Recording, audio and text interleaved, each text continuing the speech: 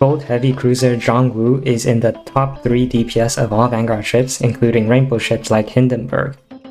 But is that legit in real battles? It requires her to be in a fleet with at least 2 other Dragon Emperor ships. First, I'll explain the important part of the skills.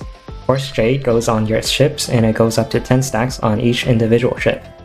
At the start of the battle, everyone gets 1 stack. Whenever Zhangwu sinks an enemy ship, everyone gets 1 stack. And whenever someone else sinks an enemy ship, that someone else gets 1 stack. For each stack of Course Jade on a ship, that specific ship does 1% more damage, up to 10% for 10 stacks. When someone gets 10 stacks of Course Jade, she gets Fine Jade. And Fine Jade gives that ship an extra 20% crit rate and 40% crit damage, increasing to 30% crit rate and 60% crit damage if she's a Dragon Emperor ship. Zhangwu's barrage every 15 seconds is duplicated for the number of allies with Fine Jade. If there are 0, the barrage fires once. If there is 1 Fine Jade, the barrage fires twice. And if the whole fleet of 6 ships has Fine Jade, then the barrage fires 7 times every 15 seconds. She also gets non-expiring damage reduction every time she fires this barrage, up to 5 times. So more Fine Jade means she hits the max of 5 earlier in the battle. Furthermore, if there are 3 or more Dragon Emperor ships, including herself, then she starts with 10 Course Jade and the Fine Jade. That's an instant plus 60% DPS from the 1% damage per stack, 30% crit rate, and 60% crit damage, and the second copy of the barrage. You can read the skills by yourself. For the other effects, they're pretty standard like firepower or evasion. Overall, Zhangwu is slightly less tanky than Portland if there are 2 or fewer Dragon Emperor ships, and slightly tankier if there are 3. The Jade mechanic clearly favors mobbing because it involves sinking enemies, but low EHP, that is survivability, no anti-air gun, and no anti-submarine warfare make her bad for later chapters, which are 14, 15, and 16. Chapter 13 also needs anti-air, but it's brute forceable with high levels and decent gear, so Zhangwu is definitely still usable in 13. In single target bossing, we have a 1% damage buff for the whole fleet because there's only 1 stack of Course Jade without sinking enemies. And without 3 Dragon Emperor ships, her DPS is quite unimpressive at Drake level. That's it. But wait, what if there are 3 Dragon Emperor ships? That gives plus 60% DPS instantly, boosting her to the top 3 in Vanguard DPS with no mods needed. That's behind Fusion and Hindenburg. Now what if there are mods to kill so that more ships get Fine Jade and Zhangwu does more barrages? The problem is that this is pretty unrealistic, so I won't bother thinking about it. The mod battle would end soon after if it does happen. Further increasing her DPS by a little won't fix her campaign issues of no AA and no ASW. Here are the single target damage calculations. In the first row, we assume 3 Dragon Emperor ships. In the second row, without. In the third row is the other new ship in this event, Haichou. She's just a typical purple ship with no use.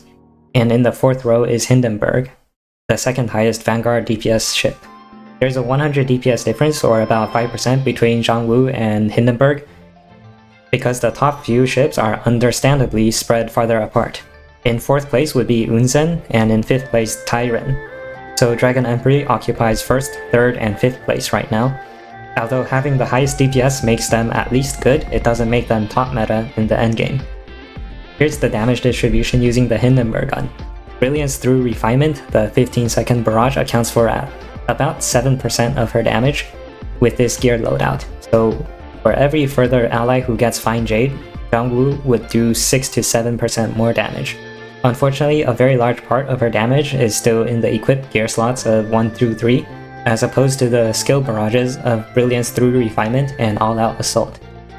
That means new players without good gear will be unable to milk a lot of DPS out of her battles.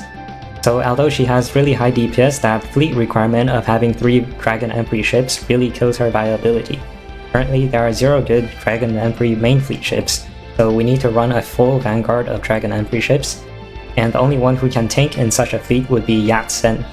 And Yat-Sen herself has mediocre damage to balance out Zhangwu's high damage. So at that point, why not just run individual ships with good damage and AA or ASW or whatever else that fleet needs, like Tyren can do that. So this banner is not worth pulling on for new players. There's a new event at the end of February, and that will likely contain a busted new rainbow ship. so better save your cubes by doing 1 build per day on the light banner. But since this events banner is the light banner, you might get lucky and pull Zhang Wu anyways. If you do, then she can certainly be worth using, again without 3 Dragon Emperor ships because those are hard to get, especially for new players. Non-new players will find that she has low priority tech of heavy cruiser hit, and that she is not worth using in difficult content unless you want to meme on Drake, or maybe do a super buffed 500,000 damage Vanguard ship in a meta showdown. Here we display some Dragon Emperor fleets, but note that all of them except the third are for memes, and even the third fleet is not close to the best fleet. The Great Wall of China is good for not dying and not doing damage. The Lesser Wall of China is built with the same ships but ordered differently.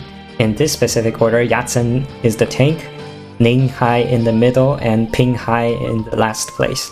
Because of their unique augments, now they do some damage at the cost of survivability, hence Lesser Wall.